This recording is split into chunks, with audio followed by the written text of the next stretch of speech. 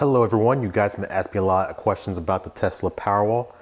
So here I am going to answer everything as far as how long did it take me from when I ordered it and how long, or actually how much did it cost me?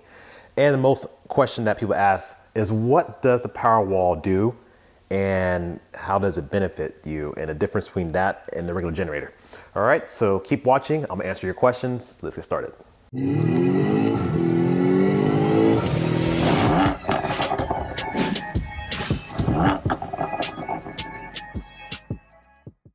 All right, everyone, welcome to the channel. If you're new here, my name is Eddie. I do a lot of car content. If you interested in cars, some of DIYs, or if you just curious, just want to watch for fun, check my other videos out. Right now, I have mostly BMW content, have the X5M, M3, Type R, C63 AMG. So some fun things I do, and like I said, just check them out if you want to do it. But this video is going to be about the Powerwall that I have installed in the house. All right, so what is the Powerwall? The Powerwall is a home battery storage system. So you store your energy you capture from your solar. Before you could buy these things and you can charge them up with the grid, but I think that's no longer allowed, at least with the Powerwall for sure. But just to give you a background, I have solar panels on my house. All right, I had these on the house when the house was built. It is a 4 kilowatt system from SunPower. And the way it works is, you generate solar from the sun during the daytime, but at nighttime you have to pull power from the energy through grid, your power company. Okay. Now, anything that you don't use gets sent back to the grid. So essentially your meter can spin backwards. You have to get a smart meter, and you're billed one time at the end of the year, but I say end of the year, from a year you start your billing. It's called net metering, okay? Now there's a few benefits with that. First of all, it's like I said, the power that I get, the excess power that my house generates is sent back to the grid, and then PG&E sends me a credit back, usually at the end of the year. Now, my last billing was actually October, and I was able to get $76 back from PG&E. So you'd think, okay, well, you should add more solar panels on your house. That way you can get a lot of money back. But unfortunately, it isn't a dollar for dollar credit back, okay? The way it works is whatever I sell back to PG&E, they pay me a fraction as to what they charge me to pull from them. So it isn't quite an even thing. So you want to build your solar system based upon your needs. You want to either zero your bill out at the end of your billing period, at the end of your year billing period, or you want to just pay just a little bit, okay? But you never want to just think that, just add, solar panels, because solar panels are expensive. There's no point spending, $30,000, $40,000 on a system and then not get that money back in return, okay? Because your return ROI is not going to be that great. So this leads it back to the Powerwall, okay? The Powerwall is one of many home battery storage options. So instead of sending the power back to the power company, which is PG&E here in California, I can send it to my battery, and I can capture it and I can use it later tonight when the sun isn't powering the house. So that way it's my power that I use. I'm not selling it back to them. I'm keeping it.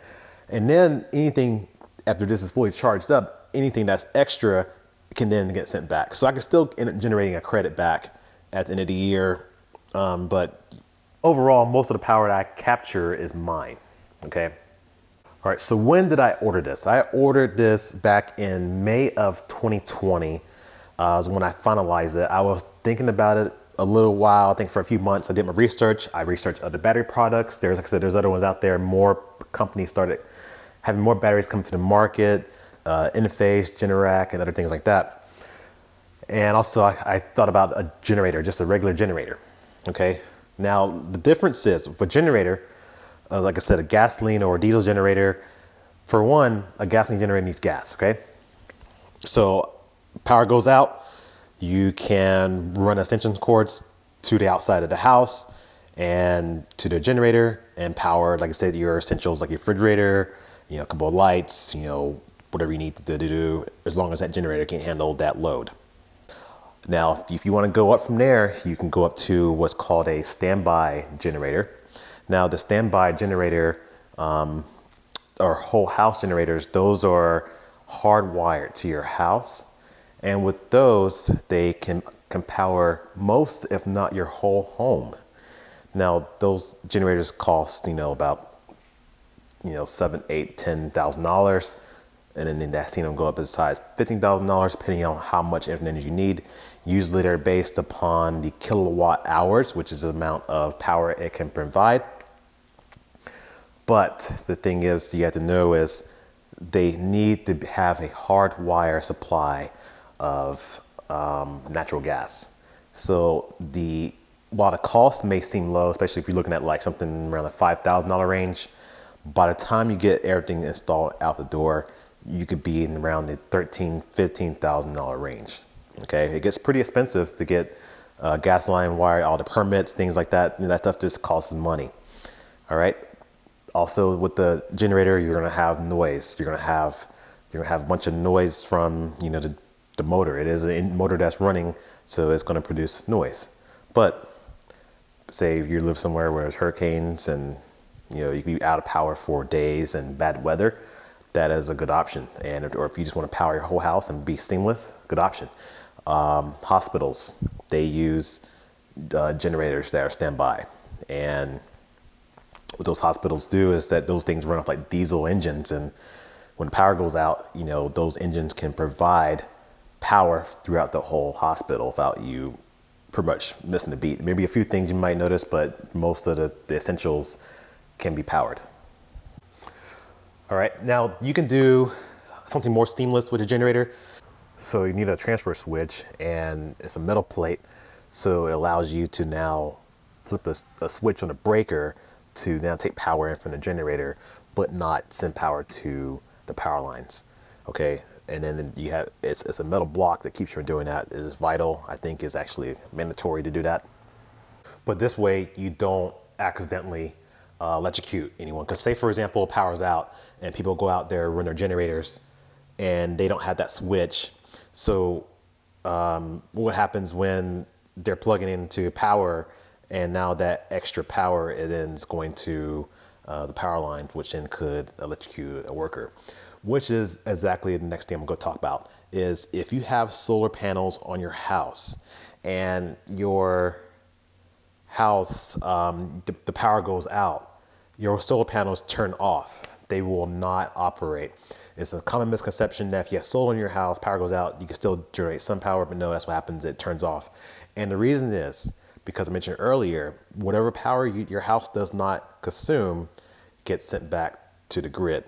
So if that was the case, all these houses with solar panels and there's damage on the power lines, power's out, the crews working on the power lines, but guess what? Our houses are sending power back through the lines, even though the lines are supposedly dead. It could be a risk of electrocution to some of the crew who could be repairing the lines. So that is that reason. All right, so what are the pros and cons of a generator versus a Powerwall, and why I decided to go Powerwall? Main reason is because as a generator, I talked about, like I said, running the cores and things, but if it's more weather, honestly, I don't want my wife out there and trying to do that and trying to explain, especially, with the hours that I work. I was talking to a friend, a colleague of mine. He ordered a couple Powerwalls himself, and it's just the convenience when you're not home of having the Powerwall just kind of take over that load once the power's out. Okay. The benefit, say for a generator, even if I got a whole home generator, which is supposed to be a seamless, is the price and the fact that it has to run off natural gas. So for one, you got the noise, you have the price. Now, if you lived in like a hurricane area, like, somewhere down south where, it could be storm for over a week and you may not have any sun power to generate any electrical, maybe that might be a better option for you. I'm not saying it may fit those people's needs better than here in California where it's always sunny. It's just so many more benefits with the Powerwall. Another drawback of the generator is here in California, we are prone to earthquakes. If there's an earthquake, guess what? They are cutting off that gas line. So even though there's a hard gas line to that standby generator, there won't be anything to power it if the state, city, whatever cuts off that gas power, underground. So that's another risk. Now, what are some benefits of the Powerwall? Now, this Powerwall, I don't have to use it and just on blackout situations. Okay, I can use this anytime during the day. Matter of fact, I'm using it right now. I'm actually using it to offset the cost. Right now it's kind of cloudy, and the house is supplementing the Powerwall versus pulling power from the grid, right? So that's another thing. When the Powerwall drains, guess what? Next day it's going to recharge. Because you're going to say that, well, Eddie, what happens when your Powerwall drains? And how long can you go on one Powerwall? So Tesla says one Powerwall, I should be able to go 12 hours. Now, since the install, I ran a few tests and I've got to see different things. And there's a few things that I didn't know about. I wish that I didn't know, but once you get your permission to operate, immediately the Powerwall can send back to the grid and you can see your consumption. Also, there's a feature in the app where it says go off grid. I hit that go off grid, you can simulate what it would be like with your house loads to know exactly what is going on. I tested it out. I was able, with my current load on the house, which is usually 0.5 kilowatts, the app was saying that I should be able to do 22 hours on one Powerwall at that current rate. Now, obviously, microwaves, those things kick on, it adjusted it accordingly. Vacuum cleaner, things like that. But you gotta think too, if you're in a power outage, you're not gonna be running those things anyway. You're gonna be doing, I said an occasional TV or something, or a few lights is really all you need. And like I said, if you can get by with that, that's it. The one thing about the Tesla is you have the ability, when you buy these systems, you can add more. You can buy, you don't have to stick with just one. You can buy two of these. Now, two Powerwalls, it can run air conditioning. So they'll tell you that. If you want to run your whole home, you need a minimum of two Powerwalls to do a whole home backup. For me, I couldn't justify the cost versus savings. Plus, like I said, my solar system, my house is only a 4 kilowatt system. Essentially, that wouldn't be enough to charge both Powerwalls in a full day. I would need to capture a little bit more. And like I said, I wasn't really, I'm already getting a credit back. I get a credit back each year from PG&E for my solar power. So that tells me that I don't need to expand the system, and I didn't feel the need to expand the system for the sake of having another Powerwall. It just didn't make any financial sense. It is 13.5 kilowatt hours of storage that it can do, and it can do a maximum of 5 kilowatts sustained at one point continuous. I think it can peak up to 5.8 or 7 kilowatts if need to be. But unfortunately, one Powerwall cannot provide power for the air conditioning, because air conditioning units draw so much load off the beginning that it would first deplete the Powerwall pretty quickly, but also at risk of a breaker being tripped and or damage to the Powerwall. And what Powerwall does usually probably shut itself down, but in the event of an outage, I don't want to take that risk of having this thing go down. So like I said, my essentials, my lights, things, internet, and like I said, I continue making videos like this, even with the power outage if I wanted to, because my internet will still be on. So like I said, power goes out, it will switch over, and it will power the house until power is restored and automatically switch back over to grid. I ordered it in May of 2020. Of course, things happened. Then we had chip shortages, things like that went down throughout the end of the year, which delayed everything. So May of 2021, they finally called me and said, hey, we can combine the electrical work. And then the battery should be within 8 weeks to follow that electrical work. So with that came by, I scheduled that appointment. And with that, they came by and they installed these three things. All right, this is my home sprinkler, so ignore this part. But this is your gateway. Think of it as like your brains of it. Nothing in it. It's just, I think it connects to the internet, It controls the whole hub center for the Powerwall. This is usually they'll ask you when you're installing this, they'll ask you what essential items you want to run. And for me, I just picked everything off the sub panel. Plus I picked the water heater. So I don't know if you can see that or not, but I picked water heater because they added that extra breaker in there because that was something that I needed to have if I'm gonna run no power. I mean, I don't know about you, hot shower is vital. Now, if you have a conventional water heater, probably no big deal. I have a tankless water heater, and with a tankless water heater, even though it runs off natural gas, it still needs electricity to operate because it says the electricity controls how much, the flow and everything else that goes on with the water heater. So in that part, I was kind of like at a risk of, all right, not having to be able to take a hot shower, not having any hot water at that point. Versus, like I said, when you have a conventional tank system, your natural gas is storing that water, and it will always store it, and you have it available to you.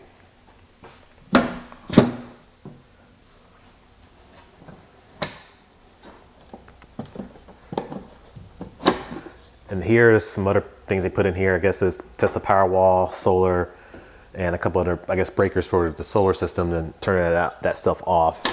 Now, in May of 21, they came through and they installed the electrical portion. It took them within, they said it would take a full day to schedule it, but what ended up happening, it took them, I would say, approximately 4 hours to do the electrical. They said it's more easy, and it could be because my house is newer, probably up to more code specs than anything else. And then the battery portion, I think, took about 45 minutes for them to bring the battery. They actually brought the battery, just hooked it up, and that was it.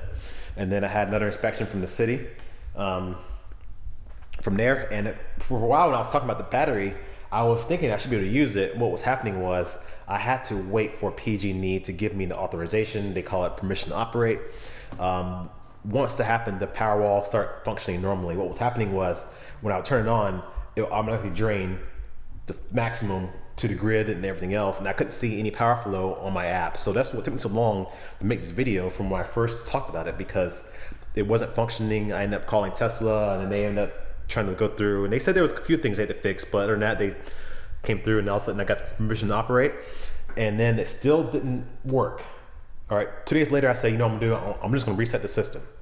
And literally as I walked into the garage, I was gonna reset it, I heard a click, and all of a sudden it was like it turned on from the grid, and I checked the app immediately and it was working. So no reset was needed, it just worked. Now, I talked about how I can use this to power the house at nighttime, and that is true. I can use this to power the house. I can wait and say I only want to power the house when the peak electricity rates are highest, because for us, for PG&E, we are billed from 4 p.m. to 9 p.m. Monday to Friday. It is at an extremely high rate. They call it peak usage. They're saying that's when more people get home. That's when the air conditioners run. That's when people are cooking. The oven stoves, everything's running. It's the highest draw, so they charge us the most money in the sense of hoping that we would be more conscious and help take the load off the grid, blah, blah, blah. There's your self-powered mode. Your self-powered mode means that I want to run off the grid as very little as possible. It's going to charge the battery when it can, but it's going to use this as a primary source of energy as opposed to using the grid. So as the solar is powering the house, it's taking a little bit of the solar, it's going to put into the Powerwall, or the Powerwall is going to power a little bit to the house, and the extra is going to go directly to the Powerwall, and hopefully that works in harmony, and then hopefully there's enough charge left over to then power the house throughout the night until sunrise. If you are considering buying a Tesla Powerwall and you say, I want to run my air conditioning, I want to be able to just be comfortable, you need a minimum of 2 Powerwalls. And that's 2 reasons. First of all, I talked about the first one with the air conditioning. And the second reason is with 13.5 kilowatt hours of storage, this is going to deplete fairly quickly. I would say maybe an hour to 2 hours, I'm going to be completely drained if I ran the AC. with 2 power walls, it gives you a little more flexibility, but still, if you think about it, in a power outage, would you run your air conditioning if you don't know when power's come back on? Would you risk taking the advantage? Would you risk depleting everything out for the sake of just having the air conditioning? I mean, some people, yeah, that might matter, but for me, I was looking more of just taking advantage of refrigerator, lights, internet, and that's it, really. And then there's other features in there too, Storm Watch. Now, Storm Watch, I'm just getting familiar with that because we had a few rain and wind storms and I was unsure what to do. And I was actually afraid to have my power wall down any less than 50%. So I was keeping it like 70% or 80%. And I said, you know what, I may just keep it at 100 just during the rainy time because I'm not generating solar to make sure I use it. And it doesn't, I actually feel more comfortable dropping it down a little bit lower because when there's anything forecast in the area, any storms, any potential power outage, your Powerwall is constantly watching for that. And what it does, it goes into a mode called Storm Watch, and that's the only time your Powerwall will charge itself from the grid. So if in the middle of the night and there's a bad storm coming through, you don't have to wait for solar to recharge your Powerwall. What will happen is your Powerwall will pull from the grid and recharge itself up to maximum capacity, and it will stay at 100%, and it won't deplete itself until that storm watch is passed. That thread is passed to where it says okay, but it gets into a ready mode, which is reassuring.